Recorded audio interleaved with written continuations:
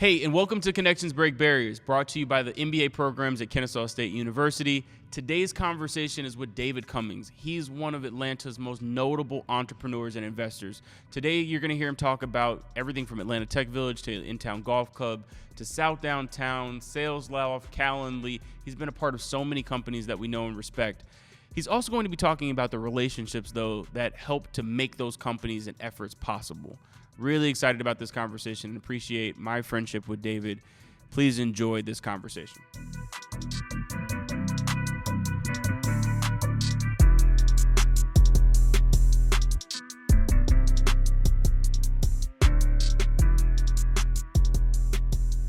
So David, I appreciate the time. It's good to see you. How are you?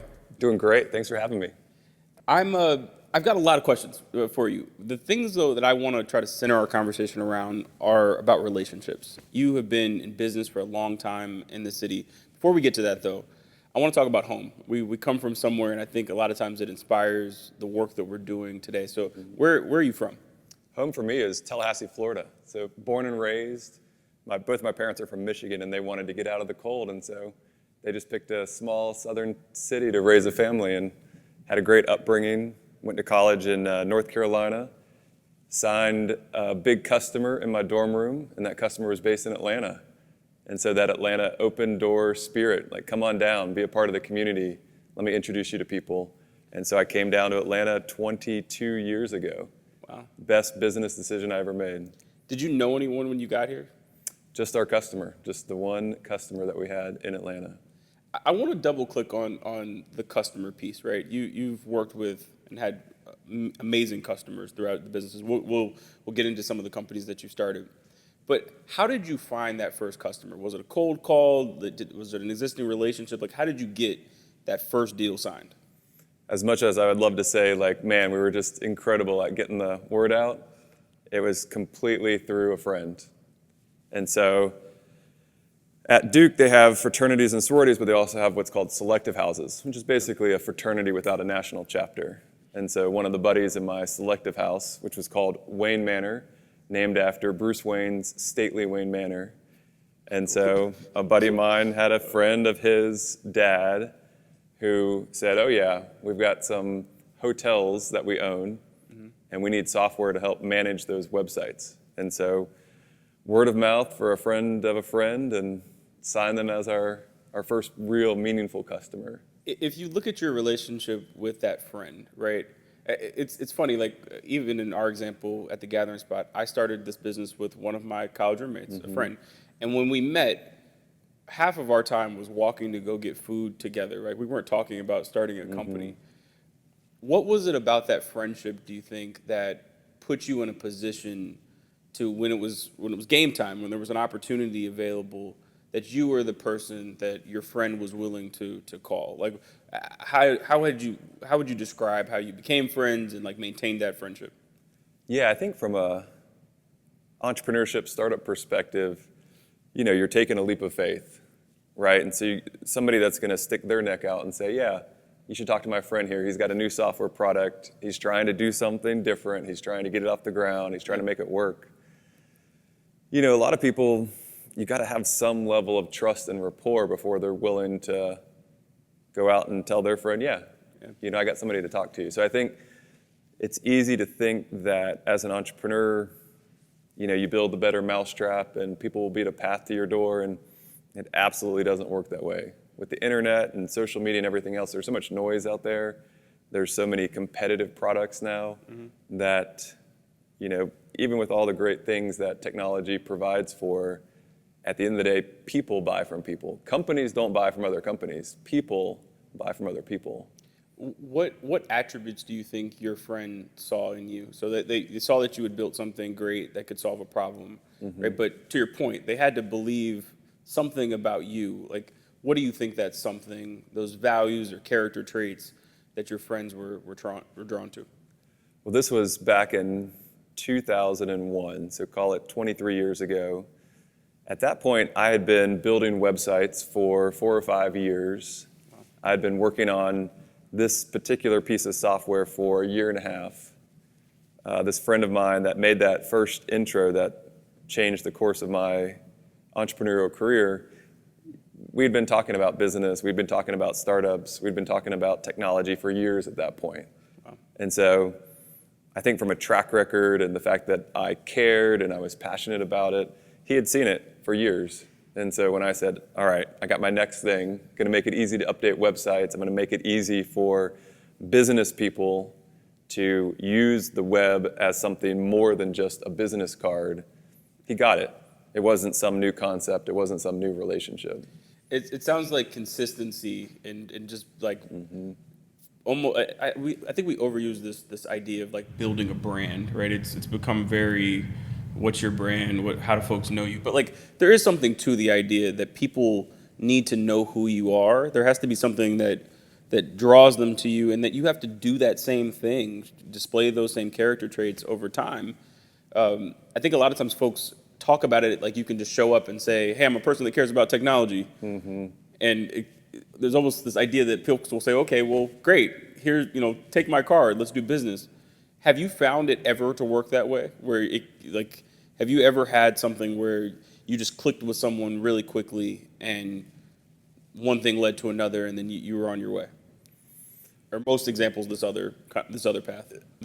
It's been a good run for so long now that it's hard to separate like, oh, they've had some success, they've done some startup things. It's hard to separate from, what it was like 20 years ago when it was still in the early days. But to your point, the idea of like a personal brand or being an influencer or thought leadership, none of that is new. It's been around forever. It's been around since the beginning of time. No different than if you think about, machine learning is really just statistics and some linear algebra, with a new name wrapped around it. And so brand building and being an influencer and thought leadership, I think it's all the same stuff that if you pick up any of those, historic books like How to Win Friends and Influence People, and it's all the same stuff, just repackaged. Yeah, I heard once, there's nothing new under the sun. We're all recreating something. Okay, so let's talk about the companies for a second. So you come to Atlanta. I come to Atlanta because I have a customer here. And the customer, I reach out to him. I'm in North Carolina. His name's Raj. I say, hey, Raj, how's Atlanta as a place to do business? What's it like to live in Atlanta? What's it like to grow your hotel investment management company in Atlanta? And so he obviously had the same can-do Atlanta spirit, like awesome city, great people, growing fast. And then, of course, he said, we got 2 empty rooms in the back of our office. Why don't you just come work in our office? We will sublet at no charge a room in the back of our office to be your headquarters. Wow. And so I'm sitting in North Carolina, about to graduate from school. Customers in Atlanta. He's in the 11th floor of the Monarch Tower, right across from Phipps and Lennox in Buckhead, looking out over the skyline. And he's like, yeah, that room, just one room, you can have that room as your office. And I'm like, I'm going to be in a skyscraper. I'm going to be in the big city looking out over the skyline. And so it just clicked for me. I was like, this is awesome. He's welcoming me with open arms, and he's somebody I admire and respect. And hopefully, if it goes well, he's going to introduce me to his friends and tell me the lay of the land. It sounds like there was enthusiasm. Was there also nervousness? Were there any concerns about the business's potential success? It was so early at that time.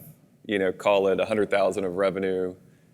Call it the basis of something that could be really successful, but it was too early to worry too much. It was full on, being blissfully ignorant, just full speed ahead, whatever it takes, just 100 hours a week, pure obsession over trying to make it successful.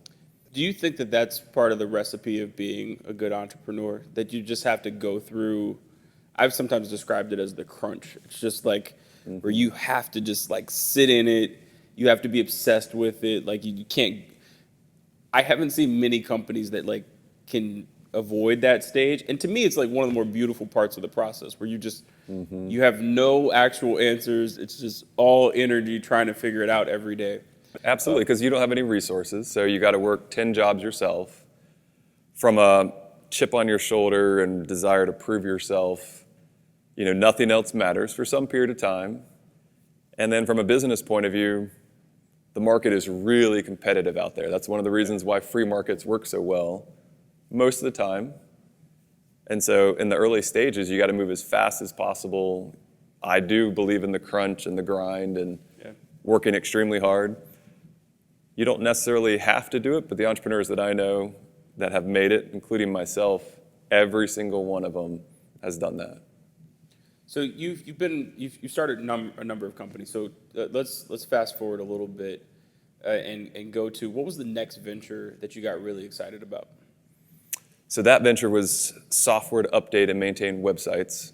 Think of it as WordPress today, content management. And that was the year 2000. And then 2007, I recruited a classmate of mine from college who was living in Atlanta working for Intercontinental Hotels Group. Wow. So basically he was the spam king for Holiday Inn. So Holiday Inn was blasting out tens of millions of emails a month, and he was the ECRM director was his title. And so Adam Blitzer and I started Pardot, and the idea came out of the content management software company. We spend all this time working on tools that were things like email marketing and web analytics and generating leads off of our website. And all the tools that we were using back in, call it 2006, 2007, were geared towards the consumer marketer. Sure. We were selling, with the content management software company, expensive business software to businesses. And the tools we were using to sell and market those products were geared towards consumer marketers, like Coke marketing to the public, whereas we're marketing to a business with a expensive consultative sale. And so the light bulb went off, like, why are we using these consumer tools? There needs to be a better way for businesses to market to businesses. And that was the inspiration for Pardot. To focus in on that relationship again, so you recruited a friend again, right? So now you're back in business.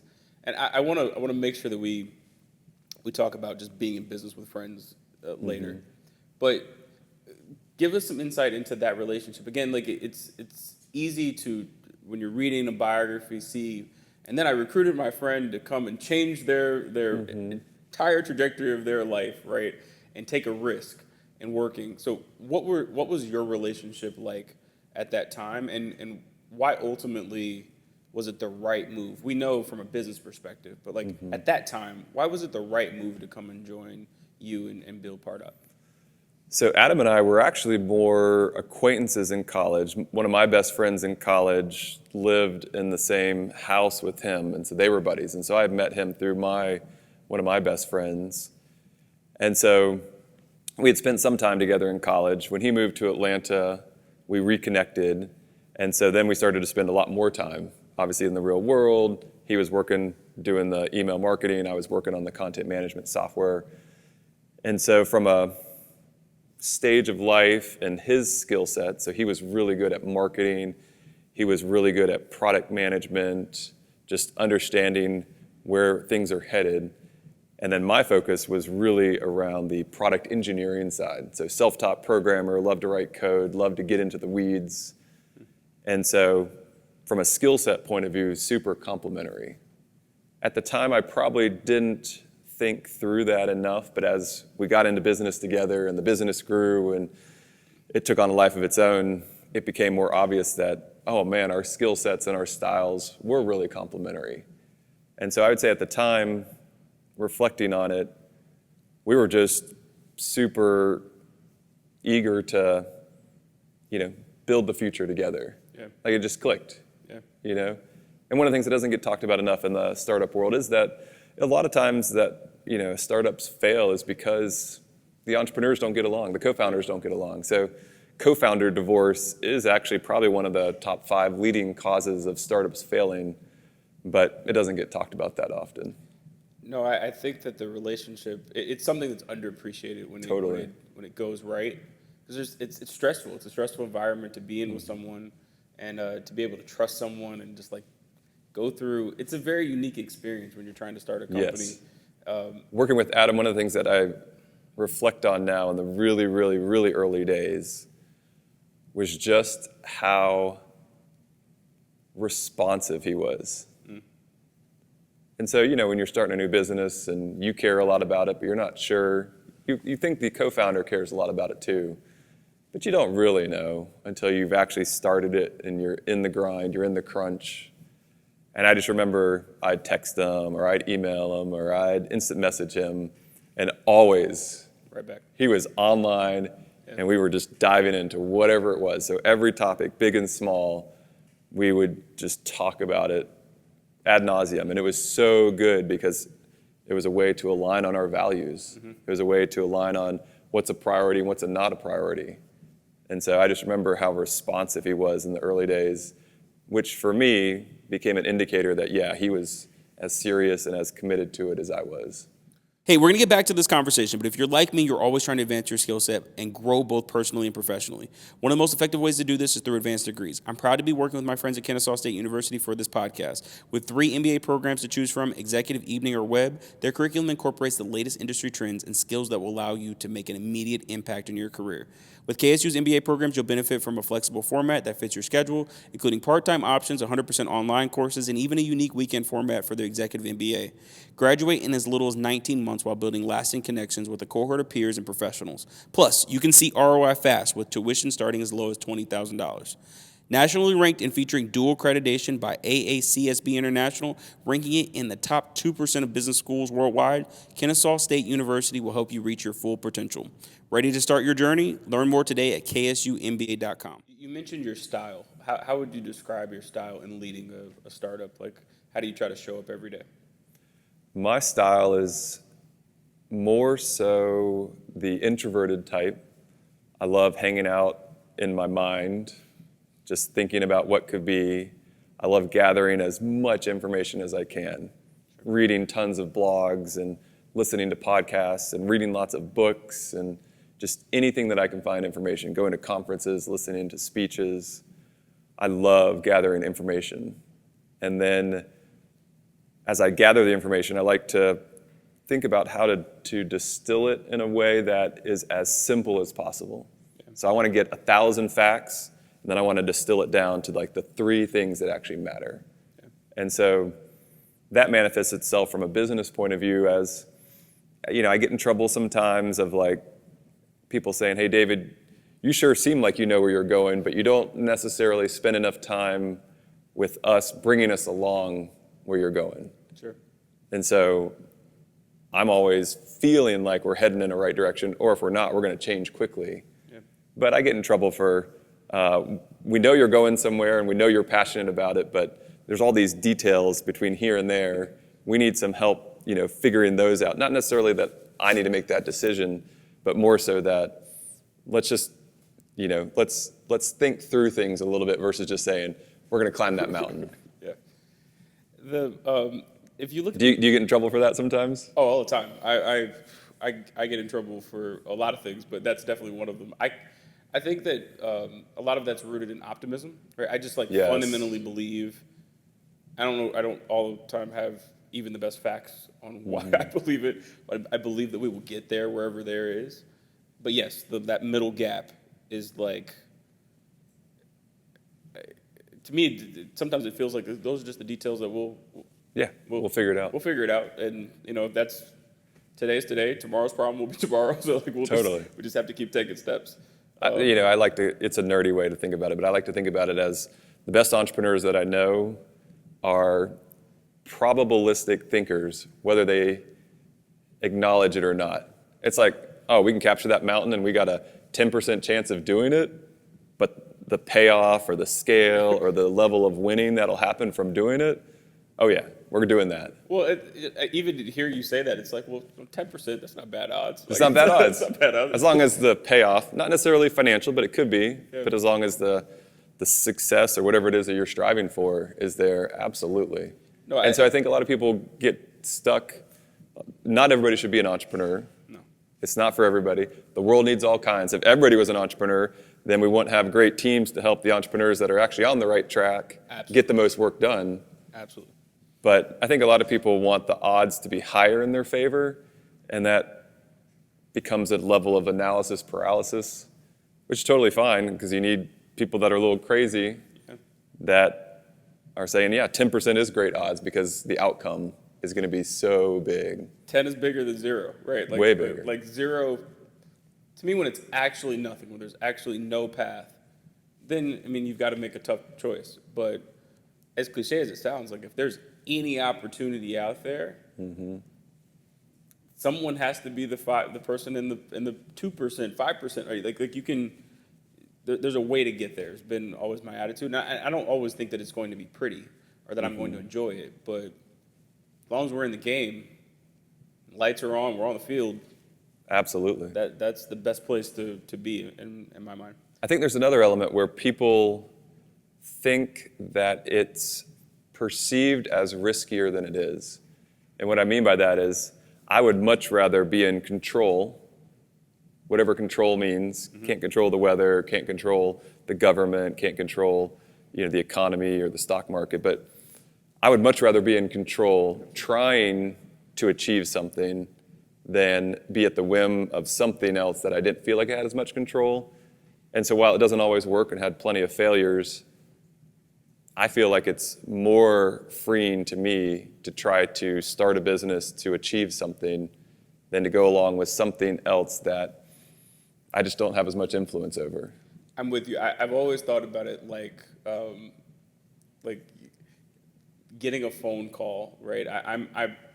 It's hard for me to imagine the idea that I'm working somewhere and phone rings or email comes in and my life changes. Where, at least in the startup context, when you're building a business, you could get a bad email, you can catch a bad call, but like you're able to see the trend line. So it's less surprising, I guess is what I'm getting to. So that surprise factor is the thing that like it honestly is more scary to me than the 10% potential success rate.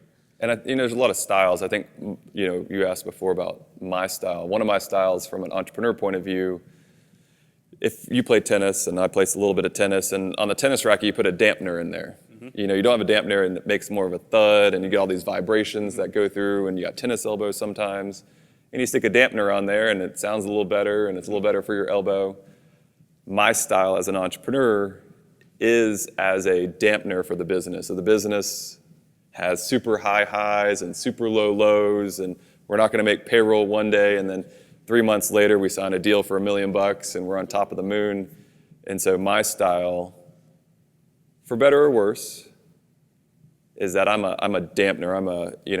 I take the blows, both the good ones and the bad ones, and I dampen them so that the team doesn't have to feel the same extreme roller coaster up and down. And it's worked for me in the past. I want to spend some time on team. You've had some incredible teams. You've built some incredible teams and continue to attract just amazing talent at every single venture that you've started. What's the process been, right? Because it's also about relationship and really being intentional. So how have you approached building a team, especially when you're at like day zero of starting a company? I totally made the typical mistake. Everything was haphazard in the early days. Oh, you can do this job? Great, you're hired. And so we got to a point where we had a team with the first business, and we were probably 12, 13, 14 employees. And I came into the office one day and had a whole list of meetings with different team members on the calendar, and I just had this sinking feeling in my gut, like I'm not looking forward to going to sit down with this meeting and the next meeting and the next meeting with these people on the team.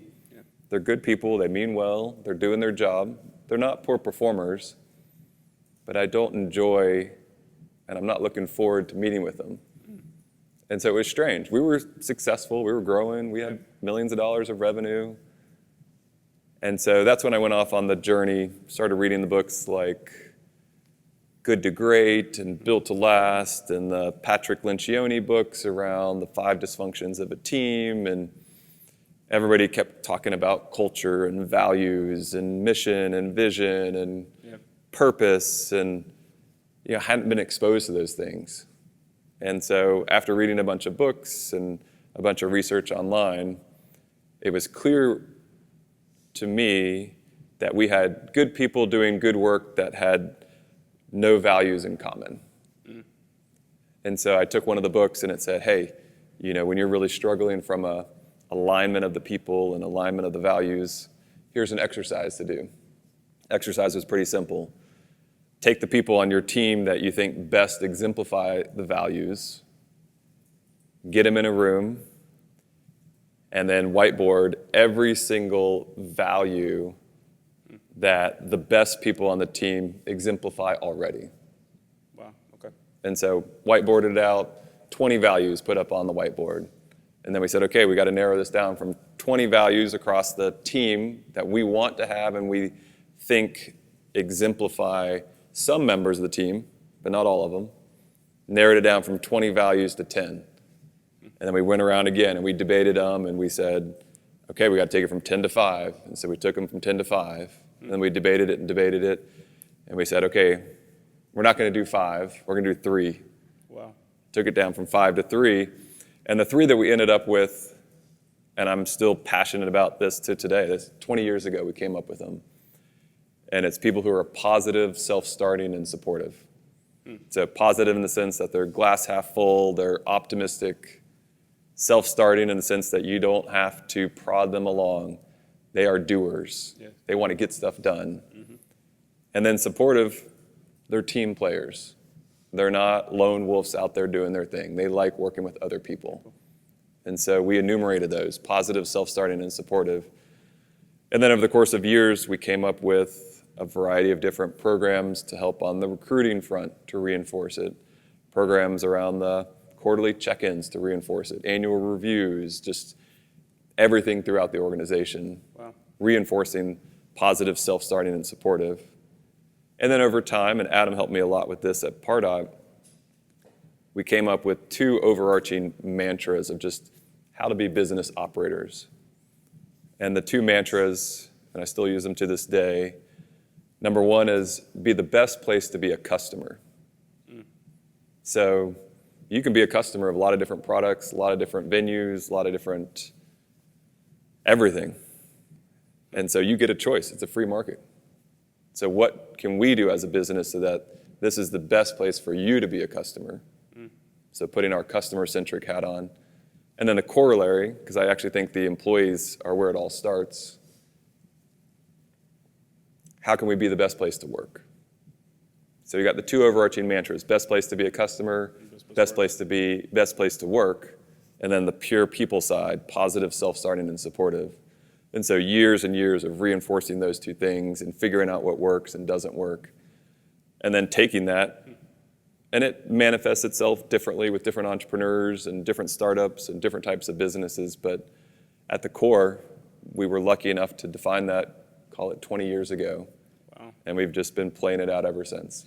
And is it something that stayed consistent across Atlanta Tech Village, in-town golf? Like, there's so many companies that we could talk about, but those core principles are the same across all of the efforts.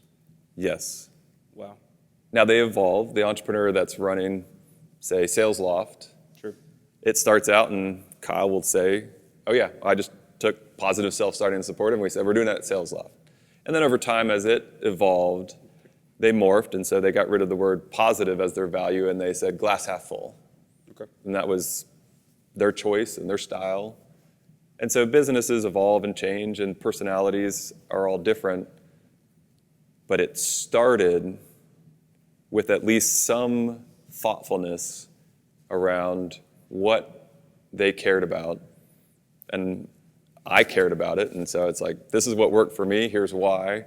Lots of stories, lots of good and bad, lots of anecdotes of how we address different situations. And then different entrepreneurs take it and run with it their own way.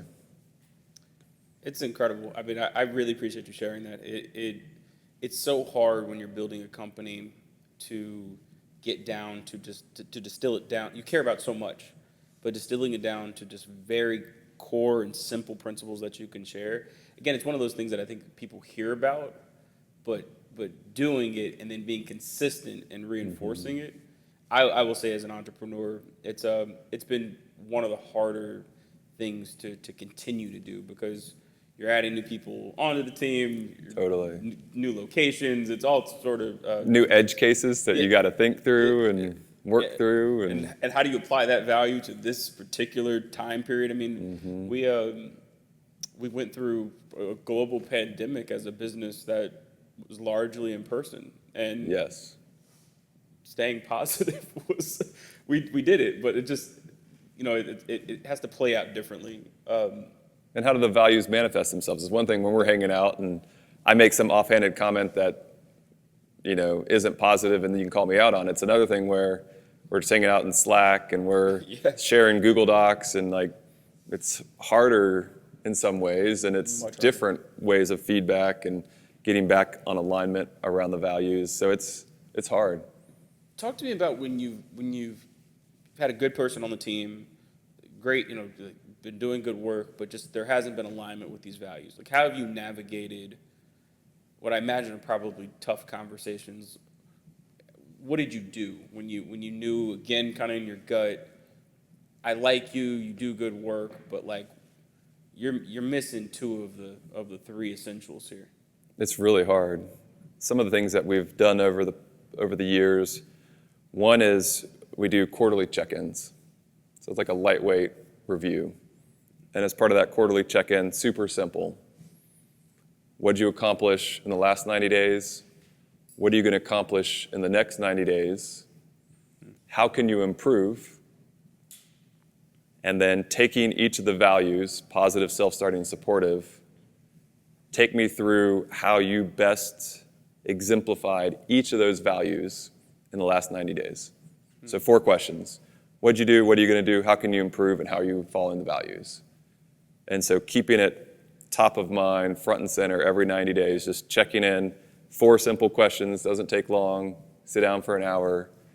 And so by keeping those top of mind, if somebody's falling short on the value side or on the how can they improve, it just becomes obvious. Yeah. So keep it front of mind, and then it starts to adjust for itself. Have you been able to make, and I imagine the answer to this is yes, given your success, but how have you maintained, maybe is the better way to frame this, relationships with folks, even though the situation may have needed to change, right? We may not need to work together in this capacity, or there's been another opportunity. Or our hard one, and you've probably dealt with this, is where the person reported to you for a long time, and now the organization is at a different stage, and now Yes. you brought in somebody new that they have to report to that person, and that person then reports to you. Seen it, and it's tough. It's really tough. How have you maintained a strong relationship with those folks in those moments? I think it's consistency and trying to shoot straight, trying not to beat around the bush, and just level setting. Like, I know this is an awkward conversation. I know this is a difficult conversation. Here's where we are as an organization. Here's where we're going. Here's why I think this new person is better suited for helping us get from A to B. Trying to be, just shoot straight. And I think sometimes I get in trouble for that. Like, sometimes I get accused of not being as sensitive as I could, whereas some of the other founders I work with are much better at that, at the soft skills and some of the human skills. And so I'm true to myself, and I'm trying to be clear. And, sometimes it comes off well, and sometimes I get in trouble, and I understand that. Me too, but I think that I really prioritize transparency, and I've found that over time, while the conversation today might not be one that is pleasant, I found that people look back on the conversation and can see it wasn't coming from a negative place. I wasn't Yes. trying. It was far from personal. You might not agree with it, but at least you understand where we're coming from. I found that folks respect it in hindsight. Yeah. And sometimes I have to wait a year or 2 or 5, and folks will come back later and say, look, I've had a lot of time to think about this. I still don't agree with you, but I respect where the conversation was coming from. And ultimately, it works out, right? I know a lot of things feel larger than what they are, but Totally. And I think as an entrepreneur, I think it's easy to get caught up in the decision-making side as like, oh, I need to make the perfect decision or the absolute best decision. And the reality is, as long as you're transparent and communicating and you're aligned where you're headed, you're going to make a lot of mistakes. And as part of that, the vast majority of the decision-making isn't permanent. It's, they talk about it as a one-way door versus a two-way door. The vast majority of decisions that are made are two-way doors. You can go through the door and be like, this ain't right, and go back.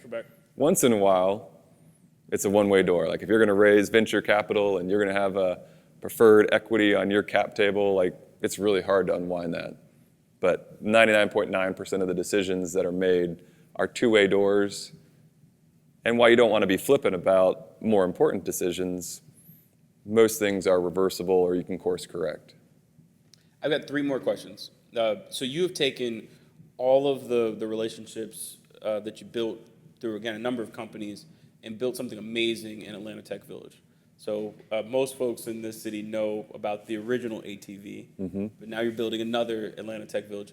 Talk to me about some of the success stories, some of the relationships. I mean, I think many people know the businesses that have grown and scaled out of ATV. Yeah, at the end of the day, ATV, people are like, oh, it's a cool building. The building doesn't matter at all. Okay. It's all about the relationships. It's all about the community. Okay.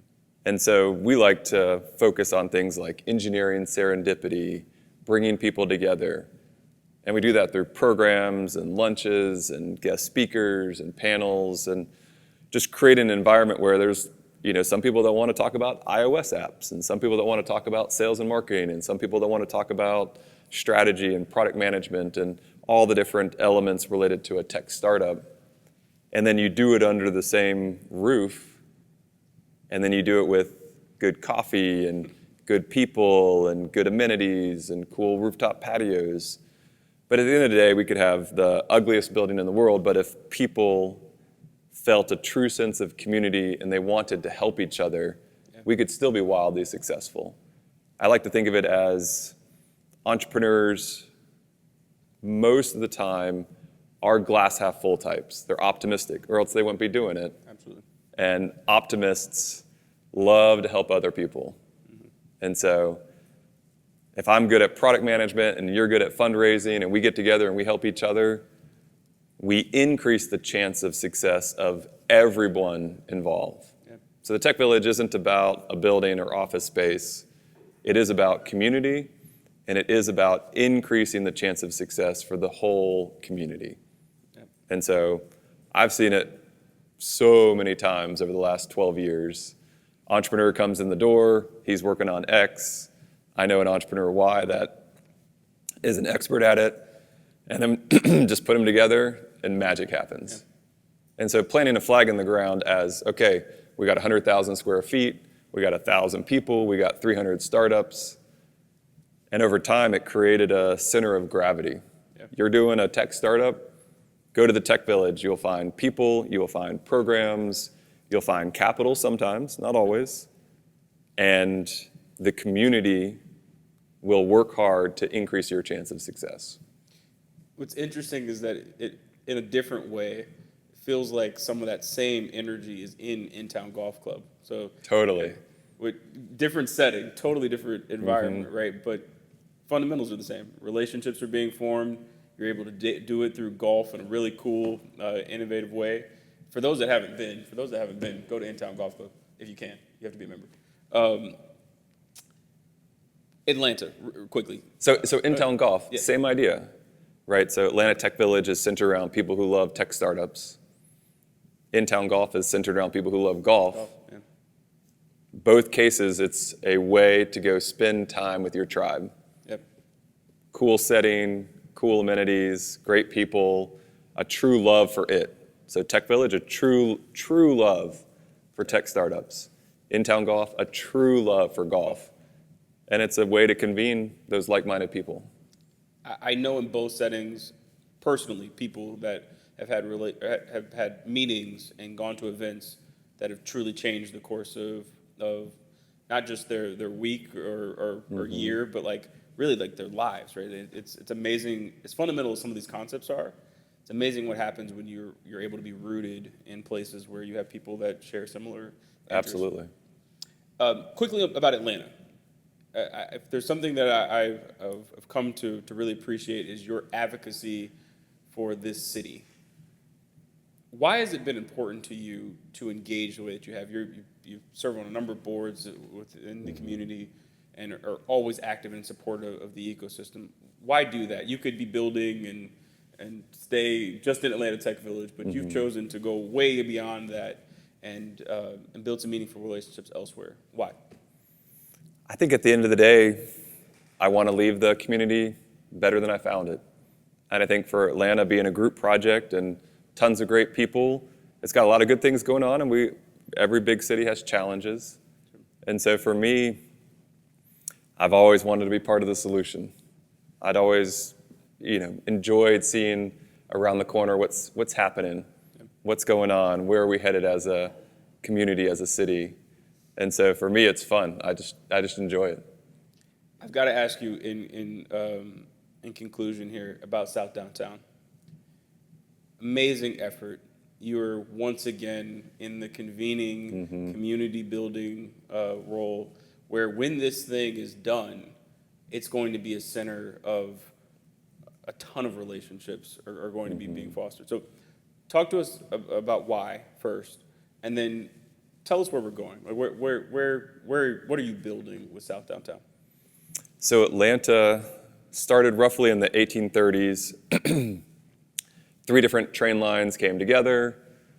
Some guy put a post in the ground called the 0 mile marker. The train lines came together and it suddenly became a big logistics hub.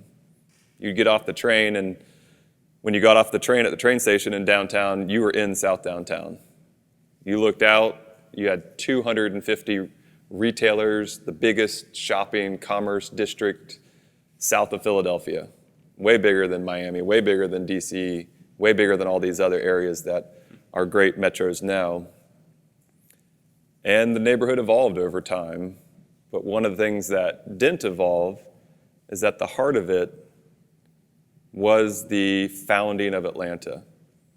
So small street grids, super walkable, great buildings from the 1800s with lots of character and lots of style and design. And so when I had the opportunity last October to walk through the neighborhood, to meet the small business owners, to meet the previous developers that were trying to bring it to life, I just fell in love. It's a spectacular piece of Atlanta's history. Literally the neighborhood where Atlanta was founded. And so the light bulb went off that let's take what we've done with the Atlanta Tech Village in Buckhead, 1 building, 100,000 square feet, 1.5 acres. Let's take that and let's do that across a whole neighborhood. 16 acres of land, 56 buildings, 10 contiguous city blocks, and all of that is next to the most important stadium in the Southeast, Mercedes-Benz. All of that's next to the busiest subway station in Atlanta, 5 Points MARTA. All that's next to the state capital of Georgia. All that's next to the City Hall of Atlanta, one of the most important cities in the country. And so the opportunity to be a steward of Atlanta's history in a neighborhood that has so much visibility and opportunity was just a once-in-a-lifetime thing. I just had to do it. I imagine it takes a lot of relationships to bring together a project like that. Yes. And a lot of optimism and a lot of belief that people want to help. People want to be part of that revitalization effort. People want to be a pioneer in something that when you squint, you can see it's going to be good, but it's going to take a tremendous amount of time and effort and money to bring it back to life. But we're going to do it. Look, if there's anybody that's going to do it, it's you. David, I really appreciate the time.